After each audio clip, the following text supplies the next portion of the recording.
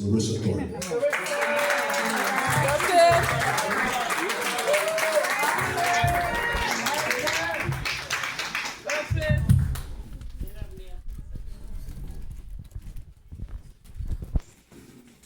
Thank you, Pastor Barr.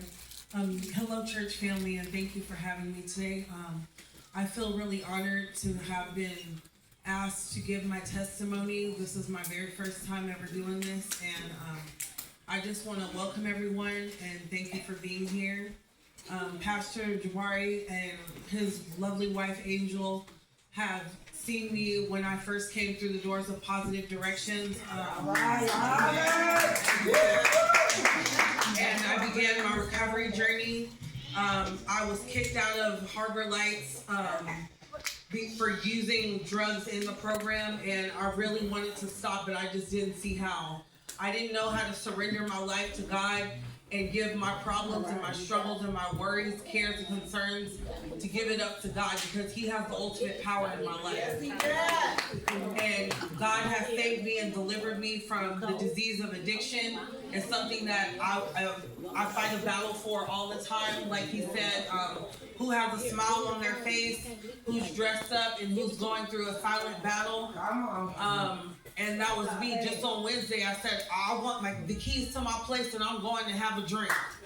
And then I heard, I talked to some of my NA, Narcotics Anonymous people, and they were like, you need to pray. You need to pray your troubles away and give it to God and then I went to Bible study and was told, it's okay to make plans, but know that everything's in God's will. And it's God's plan.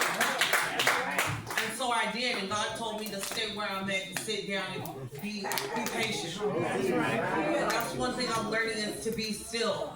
See, the person I am today is not who you would ever expect. I'm, one of the people in the Tenderloin walking around with no shoes on, no clothes on, picking in the trash to get food, and talking to myself, the spirits, the demons, and I was delivered from that through God and God alone. There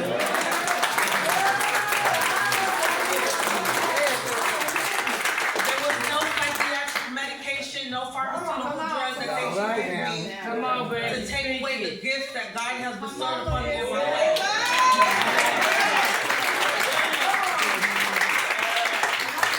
Self-medicating with drugs and alcohol to make myself feel normal, which is, there's no such thing as normal.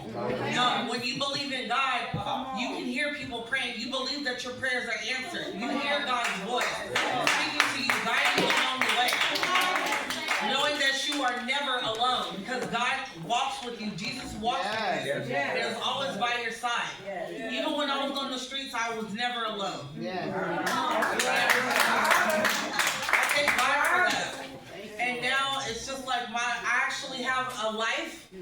Before I wasn't living life. I was a nothing of a person. I had no purpose when I dropped out of school for nursing. I had nothing. And now I have a purpose. I want to become a social worker.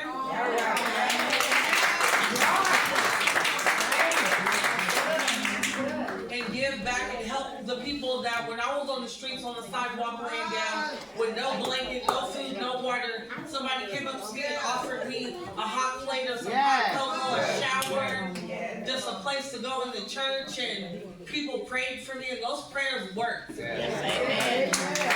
grandmother's prayers worked. And though she's in heaven, she's my guardian angel now. And my mom and father and my sister's prayers, they work, and my aunts and uncles, my friends. I have a support network of people in recovery who believe in me and push me to be to my full potential.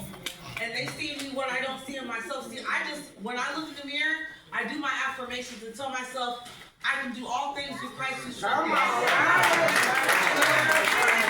am beautiful, I am powerful, I am loving, I am kind, I am strong. And I have to tell myself that because I still don't believe it. I believe that at any second I could just walk out the door and I'm back on the streets of the Tenderloin. And I know now I have so much more to live for. I have to live for God. God delivered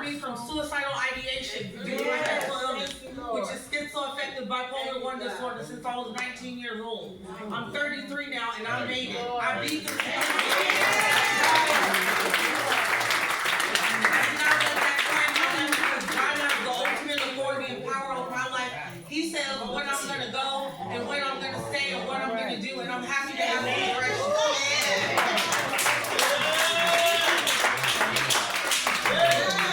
Now I am still in program. I've been sober for 18 months.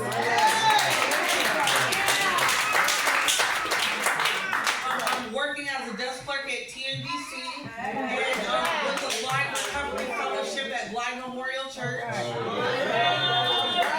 I'm volunteering. So I have a full life, and I'm in college to be a social worker. And I have a life now, a life worth living, and it is very possible to come from those people you see on the streets who are just off in another world and not in reality. Don't give up hope on them, because they will be standing in front of you, giving their testimony of how God has helped them. So thank you.